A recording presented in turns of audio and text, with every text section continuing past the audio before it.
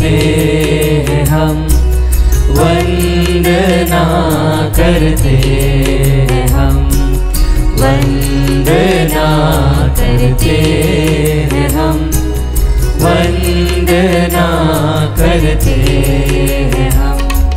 हृदय को तेरे सामने लाकर रखते हैं हम,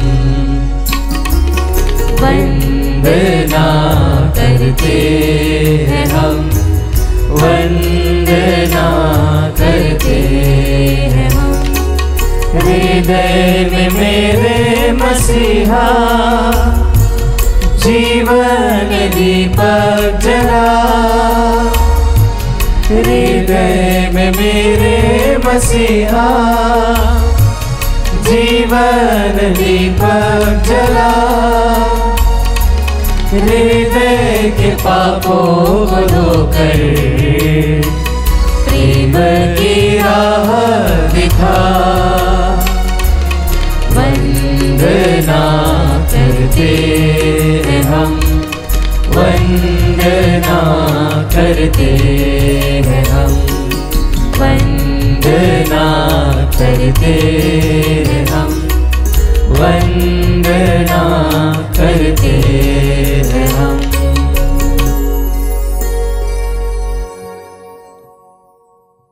पिता और पुत्र और पवित्र आत्मा के नाम पर आमीन। हमारे प्रभु यीशु क्रिस्त की कृपा, ईश्वर का प्रेम तथा पवित्र आत्मा का सहचर्य आप सबको प्राप्त हो और आपकी आत्मा के साथ। क्रिस्त में प्रिय भाइयों बहनों, जब हम मिस्सा बलिदान में भाग लेते हैं, आज प्रभु हमें सिखलाते हैं कि मृत्यु तो है, परंतु मृत्यु के बाद जीवन है, और न केवल अनंत जीवन परंतु अनंत जीवन। इस संसार में जीवित रहते समय भी हम कई बार मृत्यु का अनुभव करते हैं। जब जब हम पाप करते हैं, बुराइयां करते हैं, किसी का दिल दुखाते हैं, हम जीते जीते मृत्यु का अनुभव करते हैं। पर प्रभु हमको मृत्यु के वश में नहीं रखना चाहता। प्रभु हमको जीवन देना चाहता है, वो भी बहुताय का जीवन। और इसके लिए आवश्यक है कि हम अपने हरेक पापों के लिए, गलतियों के लिए, बुराइयों के लिए, उन घड़ियों के लिए जब हमने दूसरों का दिल दुखाया है, ईश्वर से और एक दूसरे से क्षमा मांगे, ताकि हम न केवल ये मिस्सा बलिदान योग्य रीति से अर्पित करें, परंतु अपने हृदय में, अपने आत्मा में उस बहुताय का जीवन का अनुभव कर सके। हम सब मिलकर बोलें, हे भाइयों बहनों, मैं सर्वशक्तिमान ईश्वर और आप लोगों के सामने स्वीकार करता हूँ कि मैंने मन, वचन और कर्म से तथा अपना कर्तव्य पूरा न करने से, अपने कसूर से, अपने भारी कसूर से घोर पाप किया है। इसलिए मैं नित्य कुमारी धन्य मरियम से, सब स्वर्गदूतों, संतों और आप लोगों से, हे भाइयों बहनों, विनती करता हूँ कि आप लोग मेरे लिए प्रभु ईश्वर से प्रार्थना करें। सर्वशक्तिमान ईश्वर हम लोगों पर दया करे और हमारे पाप क्षमा कर हमको अनंत जीवन प्रदान करे। आमीन। हे प्रभु दया कर, हे प्रभु दया कर, हे ख्रिस्त दया कर, हे ख्रिस्त दया कर, हे प्रभु दया कर, हे प्रभु दया कर। हम प्रार्थना करें। हे ईश्वर, तूने अपनी प्रजा को मुक्ति का सहभागी बनाया है। तेरी कृपा से हम अपने प्रभु के पुनरुत्थान के कारण सदा आनंद मनाएं और तेरा धन्यवाद करें। ये प्रार्थना स्वीकार कर हमारे प्रभु तेरे पुत्र यीशु ख्रिस्त के द्वारा, जो तेरे तथा पवित्र आत्मा के संग ईश्वर होकर युगानुयुग जीते और राज्य करते हैं। आमीन। सर्वशक्तिमान ईश्वर आपके हृदय और आपके होठों पर हो, ताकि आप योग्य रीति से प्रभु का वचन सुना सके। पिता, पुत्र और पवित्र आत्मा के नाम पर आमीन।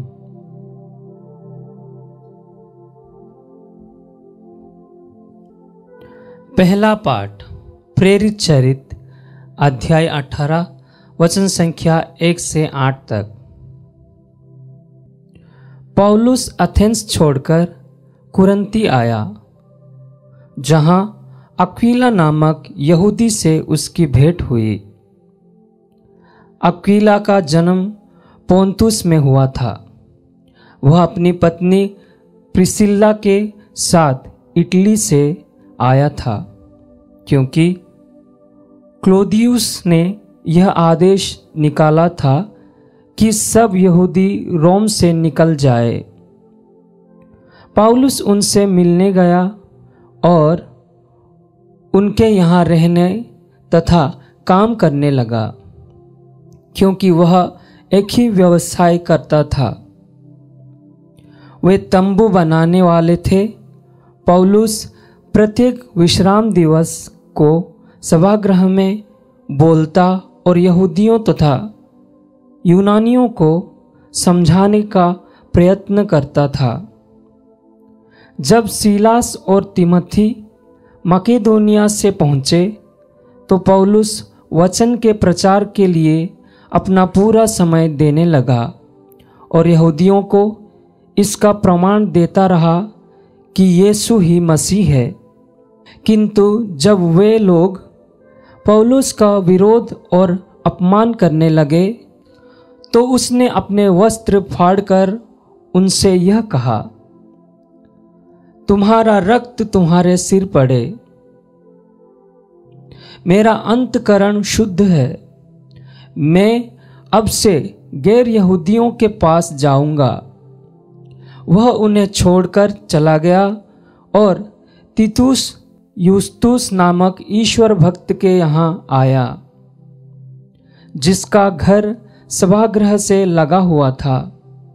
सभागृह के अध्यक्ष क्रिस्तुस ने अपने सारे परिवार के साथ प्रभु में विश्वास किया। बहुत से कुरिन्थी भी पौलुस की बातें सुनकर विश्वास करते और बपतिस्मा ग्रहण करते थे। प्रभु की वाणी। ईश्वर को धन्यवाद। भजन अनुवाक्य। प्रभु ने सभी राष्ट्रों के लिए अपना मुक्ति विधान प्रकट किया है। प्रभु ने सभी राष्ट्रों के लिए अपना मुक्ति विधान प्रकट किया है। प्रभु के आदर में नया गीत गाओ, क्योंकि उसने अपूर्व कार्य किए हैं। उसके दाहिने हाथ और उसकी पवित्र भुजा ने हमारा उद्धार किया है। अनुवाक्य। प्रभु ने सभी राष्ट्रों के लिए अपना मुक्ति विधान प्रकट किया है। प्रभु ने अपना मुक्ति विधान प्रकट किया और सभी राष्ट्रों को अपना न्याय दिखाया है। उसने अपनी प्रतिज्ञा का ध्यान रखकर इस्राएल के घराने की शुद्ध ली है। अनुवाक्य। प्रभु ने सभी राष्ट्रों के लिए अपना मुक्ति विधान प्रकट किया है। पृथ्वी के कोने कोने में हमारे ईश्वर का मुक्ति विधान प्रकट हुआ है। समस्त पृथ्वी आनंद मनाए और ईश्वर की स्तुति करे। अनुवाक्य। प्रभु ने सभी राष्ट्रों के लिए अपने मुक्ति विधान प्रकट किया है। जय घोष। हालेलुया। प्रभु कहते हैं, मैं तुम लोगों को अनाथ छोड़कर नहीं जाऊंगा। मैं तुम्हारे पास आऊंगा और तुम आनंद मनाओगे। हालेलुया।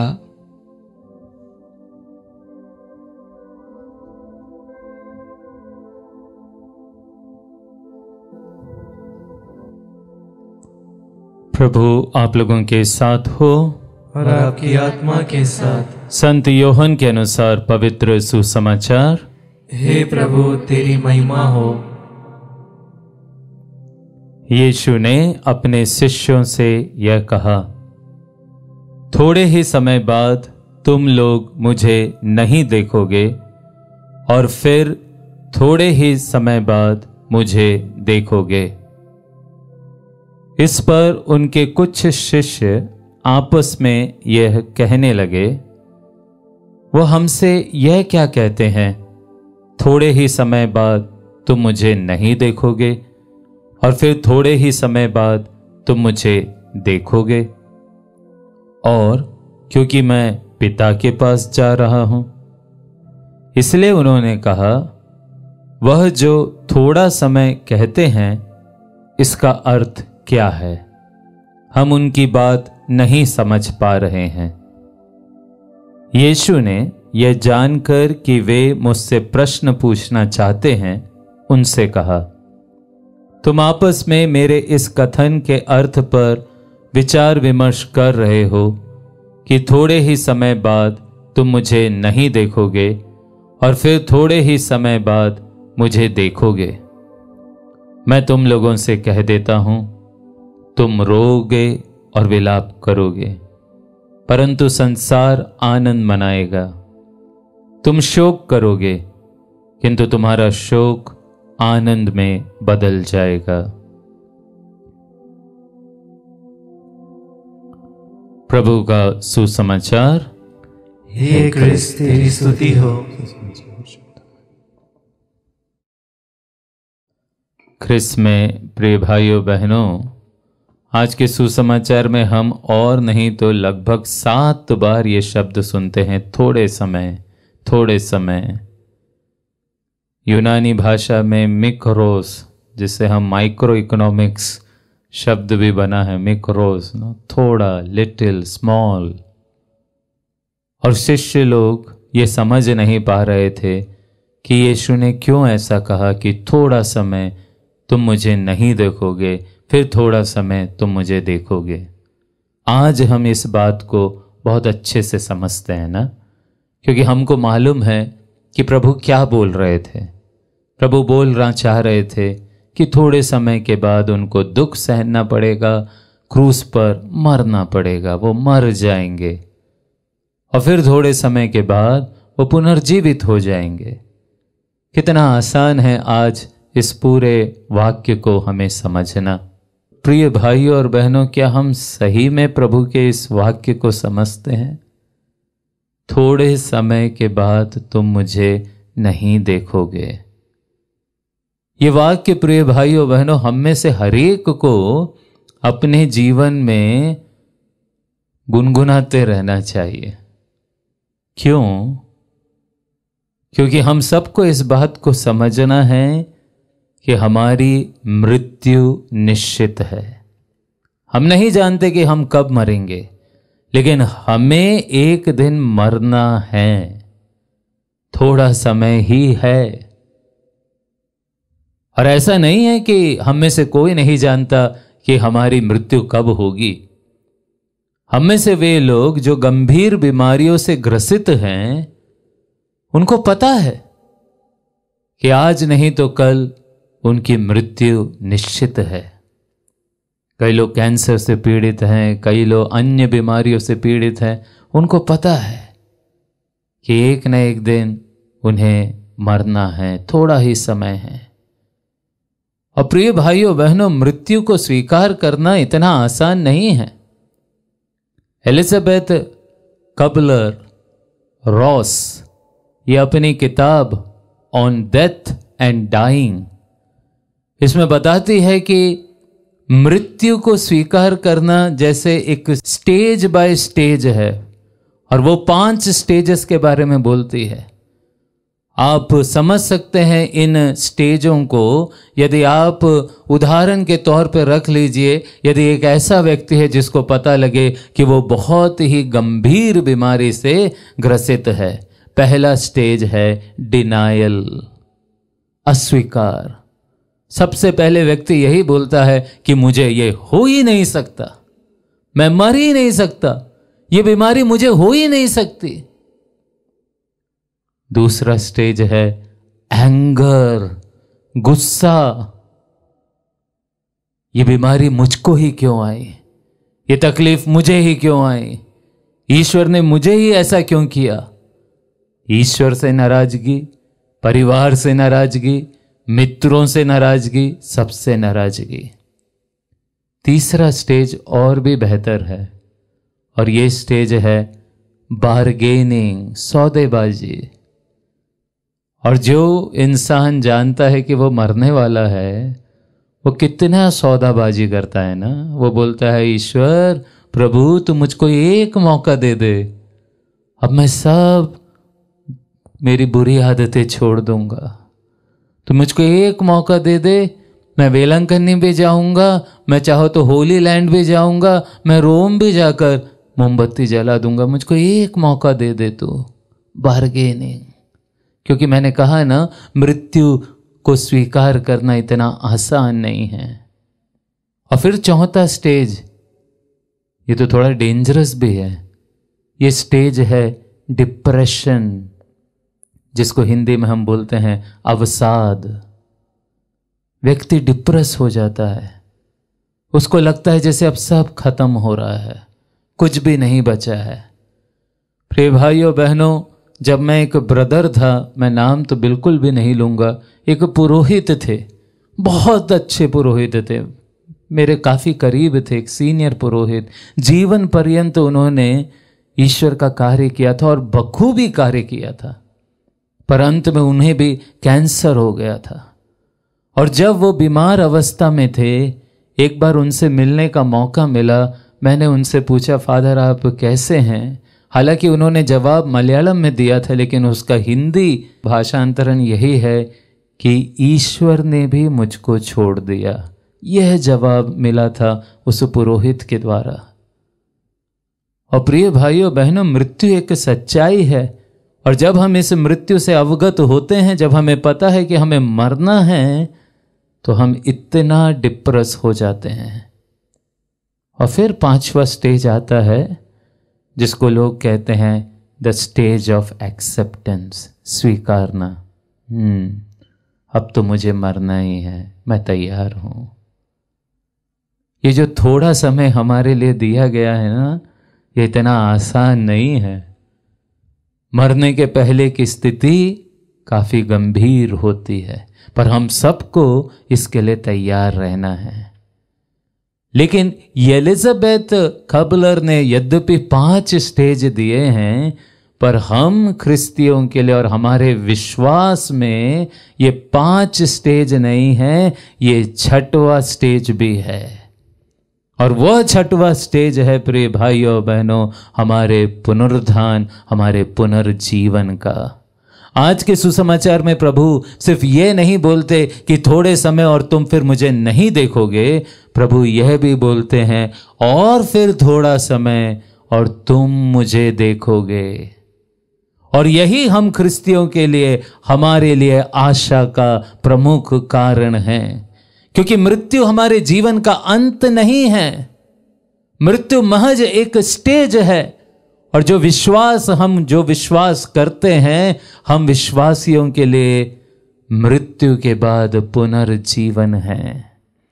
इसलिए जब जब हम मृत्यु के बारे में सोचते हैं, हमको उदास, डिप्रेस नहीं होना है। हमें यह नहीं सोचना है कि मेरा सब कुछ समाप्त हो गया, बिल्कुल नहीं। हम में से हर एक वह व्यक्ति जो शायद आज इस YouTube चैनल में देख रहा होगा, और शायद बुजुर्ग होगा, गिरजाघर नहीं जाता होगा, शायद बीमार होगा, ऐसे सभी विश्वासियों से मेरा आह्वान है कि मृत्यु जीवन का अंत नहीं है, वहीं तक ना सोचे, पर हम सब के सब उस पुनरुत्थान और पुनर्जीवन के बारे में सोचे, क्योंकि थोड़े समय और फिर हम ईश्वर को देखेंगे। और यदि हम अपना जीवन अच्छा रखते हो, प्रभु पे विश्वास करते हैं, तो हम सब के सब उसके यथार्थ दर्शन करेंगे। तो आइए प्रिय भाइयों बहनों, आज के इस मिस्सा बलिदान में हम विशेष रूप से अपनी अच्छी मृत्यु के लिए प्रार्थना करें। ईश्वर से बोले, प्रभु आपने कहा है मांगो और तुम्हें दिया जाएगा। मैं आपसे मेरी अच्छी मृत्यु के लिए प्रार्थना करता हूं। मृत्यु मेरे लिए जीवन की एक सच्चाई है, मैं उससे भाग नहीं सकता। मुझे मृत्यु को सहर्ष स्वीकारने के लिए तू कृपा दे दे, क्योंकि मैं जानता हूं कि तू जिन पर दया दिखाता है उसके लिए मृत्यु जीवन का विनाश नहीं सिर्फ विकास है, और इसके बाद तूने हम सब के लिए वो पुनरुत्थान, वो पुनर्जीवन निर्धारित किया है, तय किया है। प्रभु तेरी कृपा से एक दिन हम सब के सब पुनरुत्थान और पुनर्जीवन को अपने जीवन में पाएं और फिर तेरे साथ स्वर्ग में अनंत काल तक जीते रहे। आमीन।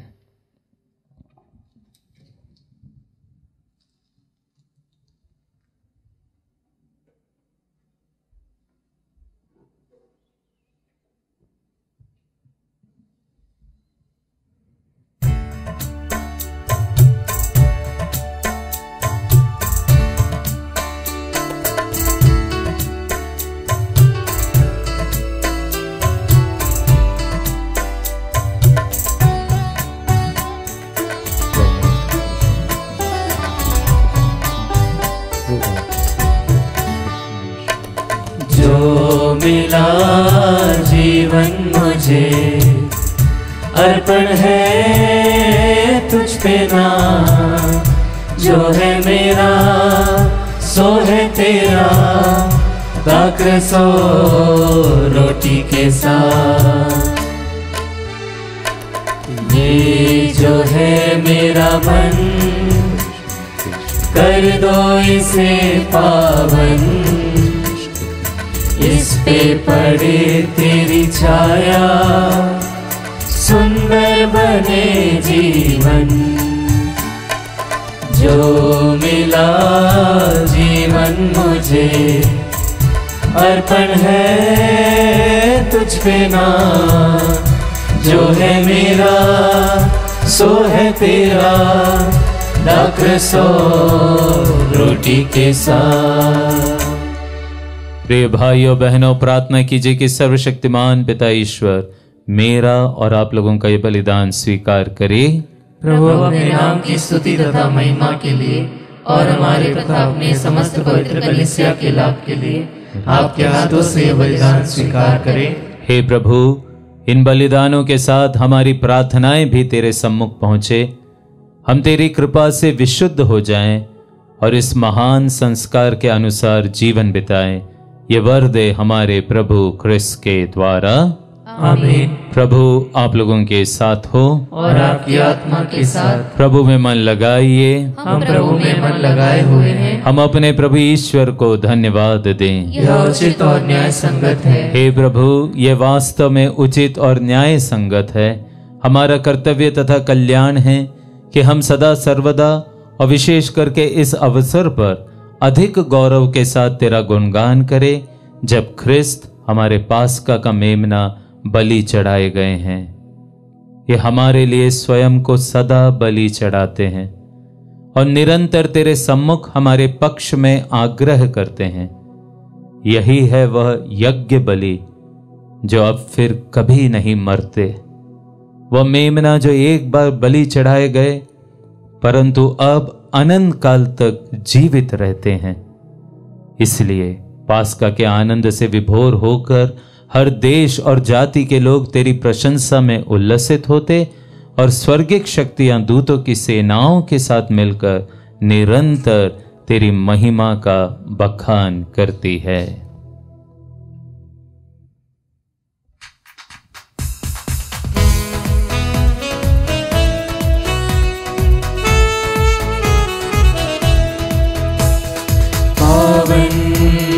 पावन पावन ईश्वर, पावन पावन पावन ईश्वर।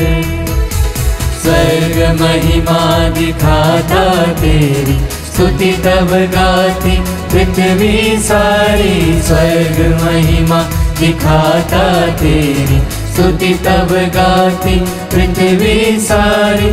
जय जय जय प्रभु जय हो तेरी, पावन पावन पावन ईश्वर। पावन पावन पावन ईश्वर, पावन पावन पावन ईश्वर।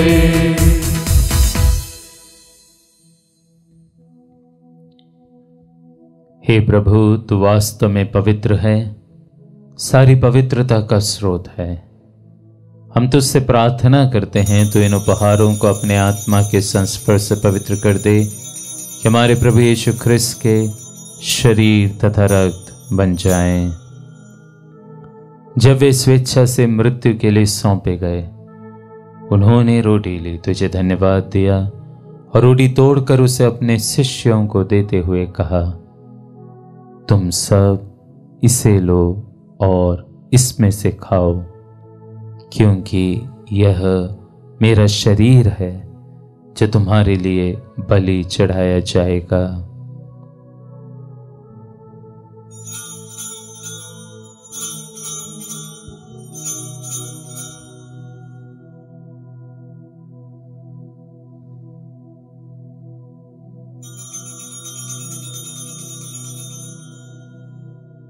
इसी भांति भोजन के बाद उन्होंने कटोरा लिया, तुझे धन्यवाद दिया और उसे अपने शिष्यों को देते हुए कहा, तुम सब इसे लो और इसमें से पियो, क्योंकि यह मेरे रक्त का कटोरा है, नवीन और अनंत व्यवस्थान का रक्त, जो तुम्हारे और बहुतों के पापों की क्षमा के लिए बहाया जाएगा।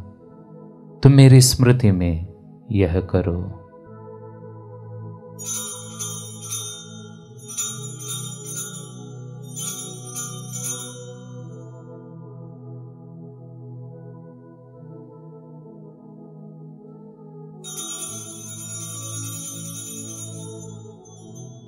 विश्वास का रहस्य। हे प्रभु, हम तेरी मृत्यु तथा पुनरुत्थान की घोषणा तेरे पुनरागमन तक करते रहेंगे।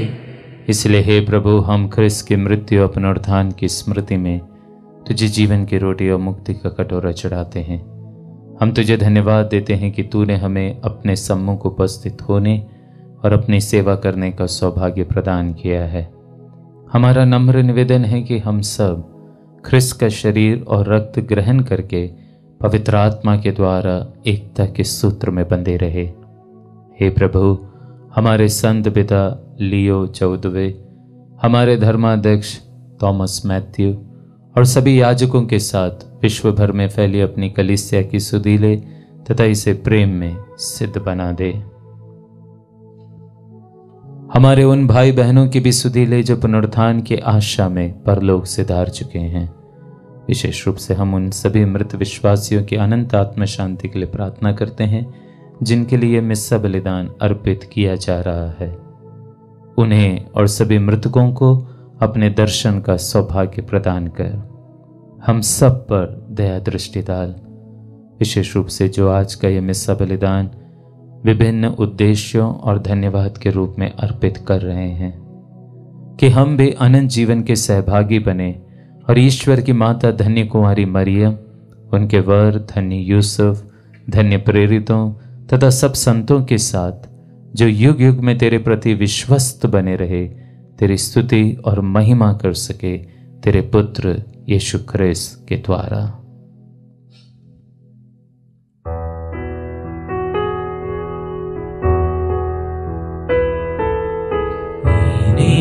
प्रभु क्रिस्त के द्वारा, इन्हीं के साथ और इन्हीं में, हे सर्वशक्तिमान पिता ईश्वर, पवित्र आत्मा के साथ सारा गौरव तथा सम्मान युगान युग तेरा ही है।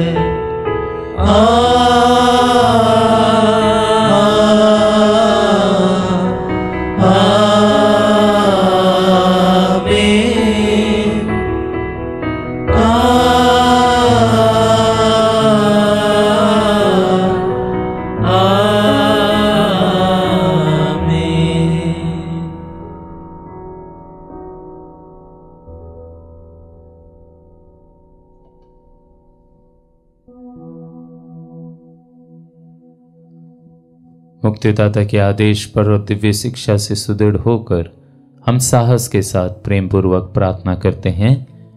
हे हमारे पिता जो स्वर्ग में है, तेरा नाम पवित्र माना जाए, तेरा राज्य आए, तेरी इच्छा जैसे स्वर्ग में वैसे इस पृथ्वी पर भी पूरी हो। हमारा प्रतिदिन का आहार आज हमें दे, और हमारे अपराध हमें क्षमा कर, जैसे हम भी अपने अपराधियों को क्षमा करते हैं, और हमें परीक्षा में न डाल, परंतु बुराई से बचा। हे प्रभु, हम तुझसे प्रार्थना करते हैं, सभी बुराइयों से हमें बचा और इस जीवन में हमें कृपा पूर्वक शांति प्रदान कर। हम तेरी दया से सदा पाप से दूर और हर विपत्ति से सुरक्षित रहे, और उस दिन की प्रतीक्षा करते रहे जब हमारे मुक्तिदाता यीशु ख्रिस्त फिर आकर हमारी धन्य आशा पूरी करेंगे। क्योंकि तेरा राज्य, तेरा सामर्थ्य और तेरी महिमा अनंत काल तक बनी रहती है। हे प्रभु यीशु ख्रिस्त, तूने अपने प्रेरितों से कहा है, मैं तुम्हारे लिए शांति छोड़ जाता हूँ, अपनी शांति तुम्हें प्रदान करता हूँ। तो हमारे पापों पर नहीं, अपने कलीसिया के विश्वास पर दृष्टि डाल और कृपा पूर्वक उसे शांति तथा एकता प्रदान कर। तू युगानुग जीता और राज्य करता है। आमीन। प्रभु की शांति सदा आप लोगों के साथ रहे और आपकी आत्मा के साथ। हम परस्पर शांति अभिवादन करें। ख्रिस्त की शांति। हे ईश्वर के मेमने, तू संसार के पाप हर लेता है, हम पर दया कर। हे ईश्वर के मेमने, तू संसार के पाप हर लेता है, हम पर दया कर। हे ईश्वर के मेमने, तू संसार के पाप हर लेता है, हमें शांति प्रदान कर। हे प्रभु यीशु ख्रिस्त, हम तेरा शरीर तथा रक्त ग्रहण करने वाले हैं। ये हमारे लिए विचार और दंड का कारण न बने, बल्कि तेरी दया से हमारा तन मन सुरक्षित और स्वस्थ रखें।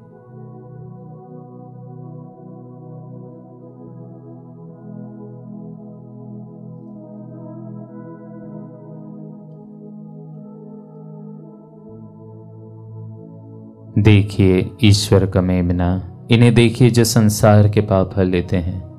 धन्य है वे जो मेमने के इस भोज में बुलाए गए हैं। हे प्रभु, मैं इस योग्य नहीं हूँ कि आप मेरे यहाँ आएं, इनके शब्द कह दे और मेरी आत्मा चंगी हो जाएगी।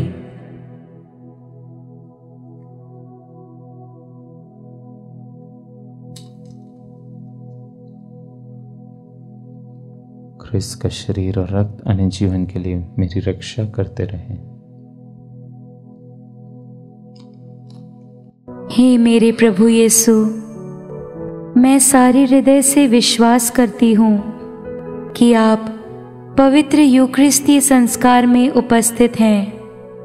हे प्रभु, मैं सभी चीज़ों से बढ़कर आपको प्रेम करती हूँ, और मेरी यही अभिलाषा है कि आप मेरी आत्मा में आकर बस जाएं, क्योंकि हे प्रभु, मैं आपको आज ग्रहण करने में असमर्थ हूँ। हे प्रभु, आध्यात्मिक रूप से आकर मेरे हृदय में समा जाइए। हे यीशु, मैं आज आप में एक होना चाहती हूँ और आप में समा जाना चाहती हूँ। हे प्रभु, यह कभी ना होने पाए कि मैं आपसे कभी अलग हो जाऊं। आमीन। हम प्रार्थना करें। हे सर्वशक्तिमान सदा जीवंत ईश्वर, तू ख्रिस्त के पुनरुत्थान द्वारा हमें अनंत जीवन के पथ पर अग्रसर करता है। ये पास्का संस्कार हमारे जीवन में प्रचुर फल उत्पन्न करे, और ये मुक्तिदायी भोजन हमारे हृदयों में साहस का संचार करे। हम ये प्रार्थना करते हैं अपने प्रभु ख्रिस्त के द्वारा। आमीन। प्रभु आप लोगों के साथ हो और आपकी आत्मा के साथ। सर्वशक्तिमान ईश्वर पिता और पुत्र और पवित्र आत्मा आप लोगों को आशीर्वाद प्रदान करे। आमीन। आप लोग विदा ले, ये मिस्सा संपन्न हुआ। ईश्वर को धन्यवाद।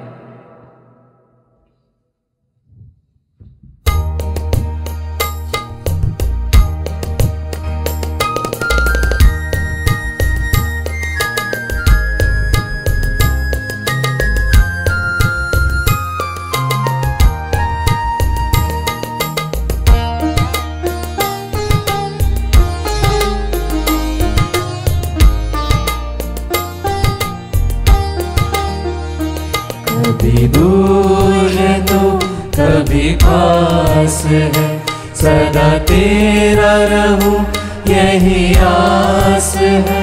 जीवन की यही हकीकत है, कहीं धूप है कहीं छाँव है, कभी दूर है तू कभी पास है। इस दुनिया में क्या रखा है, गर तुझसे ही मैं दूर रहूं। इस दुनिया में क्या रखा है, गर तुझसे ही मैं दूर रहूं। भवसागर से इस जीवन में पतवार तू ही तू किनारे है, कभी दूर है तू कभी पास है, सदा तेरा रहूं यही आस है। जीवन की यही हकीकत है, कहीं धूप है कहीं छाँव है, कभी दूर है तू कभी पास है।